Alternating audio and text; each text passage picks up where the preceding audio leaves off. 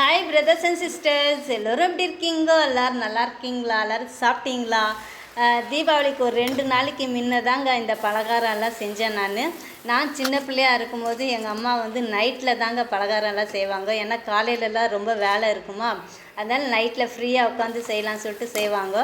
அப்போது எங்கள் அம்மா கூட இருந்து நானும் ஹெல்ப் பண்ணுவேன்னா, அப்போ என்னென்னலாம் போடுறாங்க, எப்படி செய்கிறாங்கன்னு சொல்லிட்டு பார்த்துட்டு இருந்து கற்றுக்கிட்டு இருந்து தாங்க இந்த பலகாரம்லாம். அதே மாதிரி என்னோடய பசங்க சின்ன பிள்ளையாக இருக்கும்போது நான் வந்து எதுவும் செய்ய மாட்டேன், ஏன்னா பசங்க சாப்பிட மாட்டாங்கன்னு சொல்லிட்டு.